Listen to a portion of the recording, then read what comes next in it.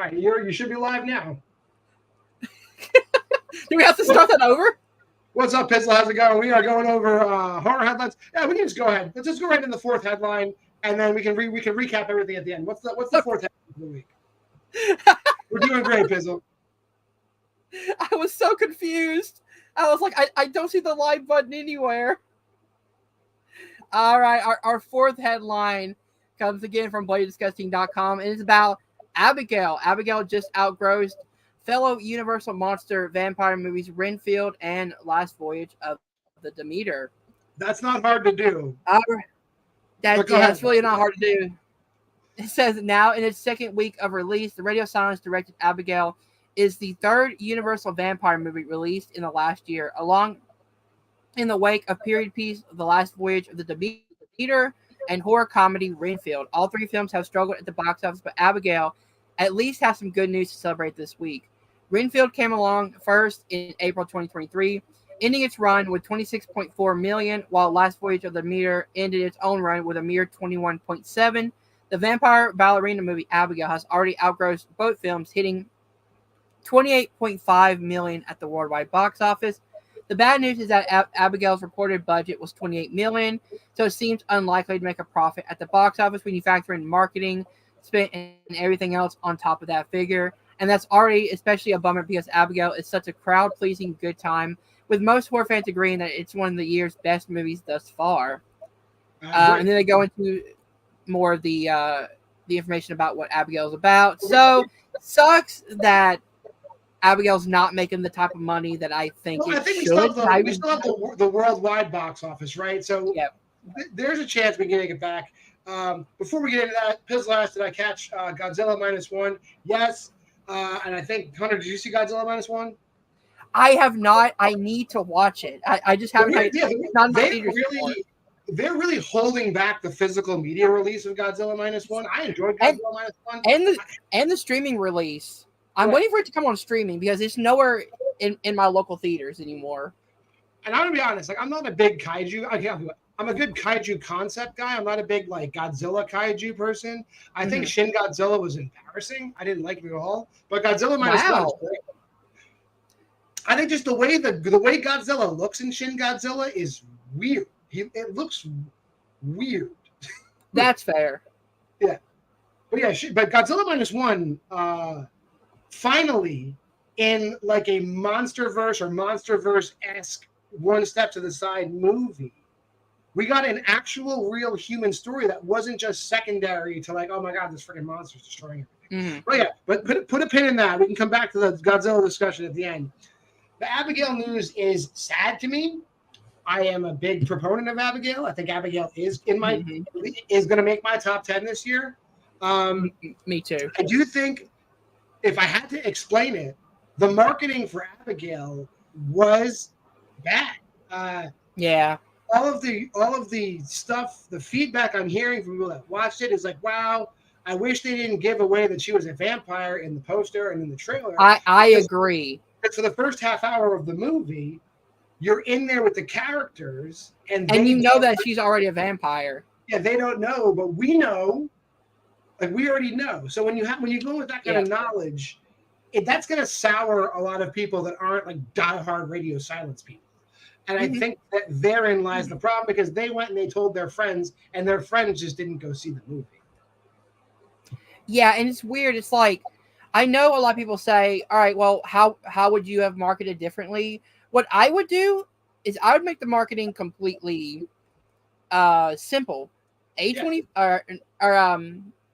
Radio Silence has a new monster movie, but you don't reveal who the monster is. You don't reveal that it's Abigail. You don't reveal what it is. You just reveal, they kidnapped the monster.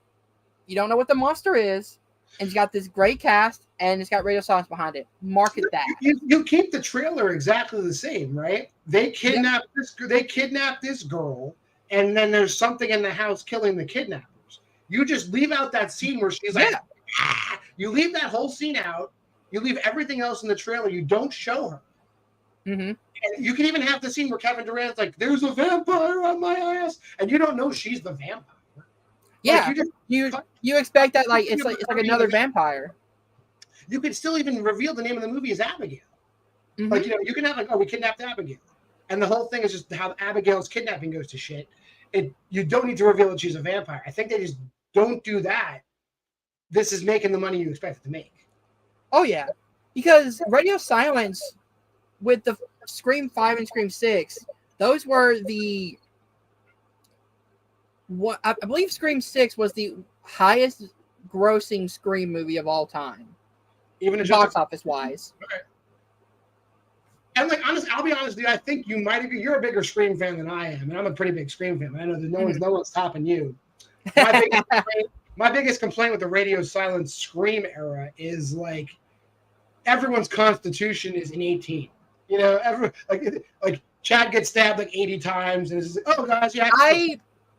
I've got thoughts about that. I don't mind that as much as a lot of people do, mostly because of what Radio Silence said in they're doing an interview talking about Scream 6, and they were like, we had to kill off Dewey in Scream 5 just so our movie would have stakes. I get it. I understand that. For this one, they wanted to go back more towards the original Scream, where not a lot of our main characters were dead at the end of it. And that, like, because they killed off Dewey, they felt like in this one, if we killed off another one of our core 4, or we killed off, Gale, that it would not only turn the fans against them even more, but it'd be like, this is not the type of movie we wanted to make. Scream 2 didn't have a lot of main characters dying, things like Randy that. died. I mean, yes, Randy died, and people still hate that, but the idea that, like, we took away Dewey, so we're not taking away anybody else, I respect that. And it doesn't really bother me as much, because there are some stuff in the Scream movies that, like, you just have to look past. Like, there's no way that fucking Jill in Scream 4 murdered almost everybody. There's no way that was it not Mickey, but Scream 3. Roman? Yeah, that Roman did everything by himself and, like, fucking leaped over Lee Schreiber, like, threw him over that table. That's not possible. So I kind of just look past that stuff personally, but yeah, I mean, like, there's always some suspension of disbelief with Scream. Yeah. I do just think Radio Silence pushed that envelope to the point where it bordered on parody. to be fair, they could have made that scene so much better by just having him get stabbed twice, one by one guy's face, one by the other, and then it cuts. Yeah, because they go to town. It's not even that. It's that plus the fact that, like, Mindy gets stabbed full on in the stomach and is walking with no assistance. Like, it goes a little overboard. Yeah, that's fair. But yeah, okay, the Abigail news is sad. I will suspend judgment. It does not look good. The worldwide box office might make up the difference. I don't really know, because I think in 2024 the horror community is linked worldwide. Like, the news, like, what fans in Canada, fans in Europe, fans in Australia already know. It's like they're marketing the movie any different. YouTube is YouTube. Yeah. So, like, the damage might be done, and it's a lesson learned. It's a great movie, and I think in hindsight, people are going to love this movie. But the marketing of it might have done irreparable damage to the box office. Do you think that Abigail could become like a cult classic, one that gets good reviews, almost like a Reanimator? It would be a cult classic, because cult classic, to me, one of the, like, core characteristics of a cult classic is it's not a mainstream movie. It's not promoted as a mainstream movie. Abigail is a mainstream movie by, like, established. That's fair. So will it be like a Slept On? Maybe. I don't know. If they really are going to do another one, I think they have the juice in Hollywood to just do another movie. And even if they don't necessarily do an Abigail 2 or whatever, if they just do another movie in the same universe, like they're doing Ready or Not 2, like, that has the power to bring stuff in. Like, you look at the Conjuring universe, right? Like, there's some movies in the Conjuring universe that are straight garbage, but the Conjuring plotline is solid, Yep. So, like, you have a Conjuring 2 that allows you to make the Nun 2, So yeah, that's fair. Whatever. It does suck that, like, we get this, I would say, kind of unique vampire movie in Abigail, and that it doesn't do that well. I mean, I get it. It's taking from a lot of other popular franchise, and a lot of people say, "Oh, Hollywood is only doing remakes; they're only doing sequels." But the original movies aren't making money. We got Pizzle saying should have left it to James Wan. I would agree, but I think if you're James Wan and the DC universe comes and offers you Aquaman, you do Aquaman. I mean, like I could do The Conjuring 3 or I could do Aquaman. I would also do Aquaman. He did Aquaman just so Warner Brothers would fund Malignant. That was I'll do one for you, you do one for me. Yeah, great play because Malignant slaps. I mean, Malignant is so good. Yeah. All right, if you just joined us, the topics we covered at the beginning, we had Shelby Oaks we talked about. We talked about the new stills that came out from Maxine. And what was the first story we talked about, Hunter? The Winnie the Pooh versus the Mickey Mouse. Every Disney intellectual property is getting a horror movie. They're already talking about doing a Winnie the Pooh Mickey Mouse crossover. Pump the brakes on that. If you got opinions on these Disney horror movies, the Maxine stills that came out today, or Shelby Oaks, you can drop that stuff in the chat as well. Or just any question you got. We're opening it up to the people out there. I am John Maher from I Love Horror. That is Hunter Chambless from Welcome to Primetime and the Nerd Entertainment Network. This is Horror Headlines from the week of May 2nd. And that's it. So how are you guys doing out there? Please feel free to share the live, share wherever you are. Do we have any comments coming in from the Facebook or the YouTube, Hunter? I do not see any right now, but I will be keeping track of them right here. What should we talk about, John, since we already went through all four of our topics? Yeah, I had tickets to go see Taro today, but my son needed to go to urgent care because he's a wrestler and he had ringworm, so I had to take him to the urgent care. So I did cancel my tickets to Taro, but I'm really hearing that movie. I'm hearing bad things about Taro. What are you hearing about Taro? I didn't even know what this movie was about, if I'm being honest. I haven't heard anything on it. Haven't heard anything about it. I just was looking up movies at my local theater, and they were playing this movie. I don't know what it's even about at this point. I'm gonna see it. I gotta cover it on Why We Love Horror. I think the original working title of this movie was Horoscope, which Aaron Brooks, my co-host, has said is a way better title. Why did they change it?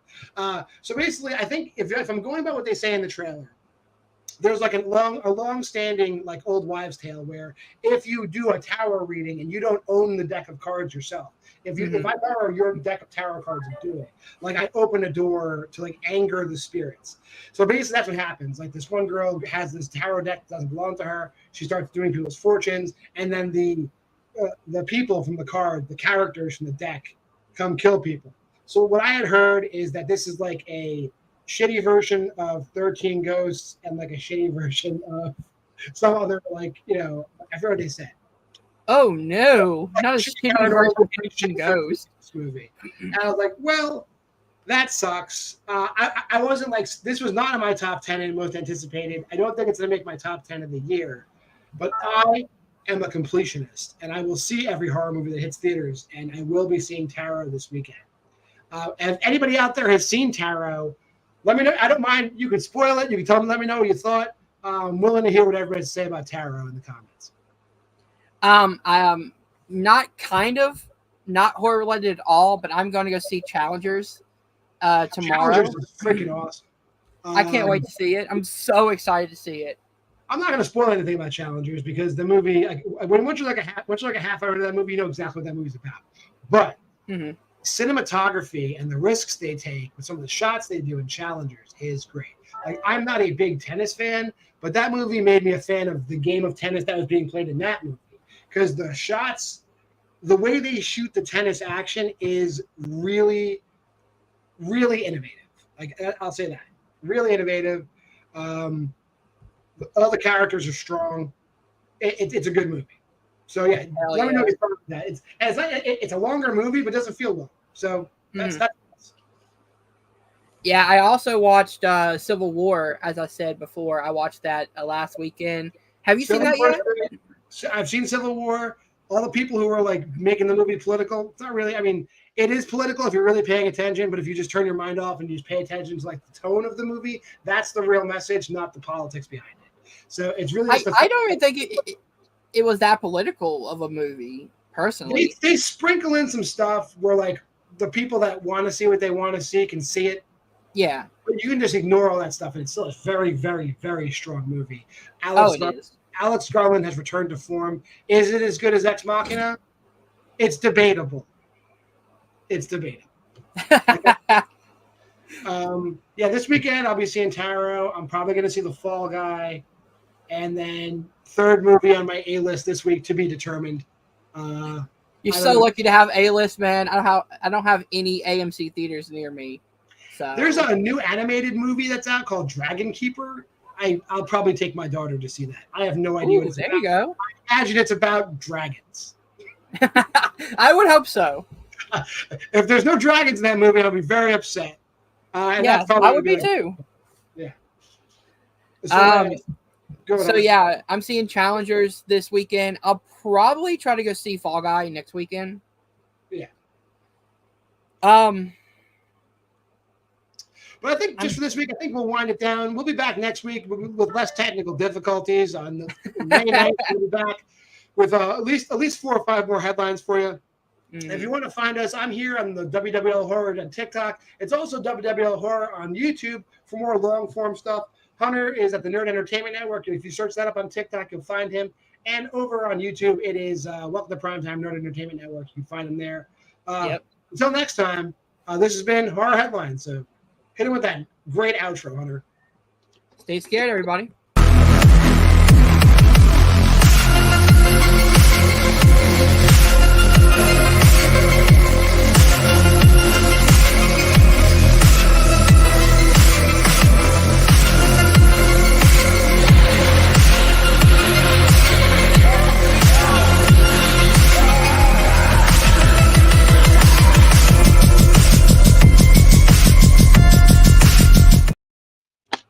In the street.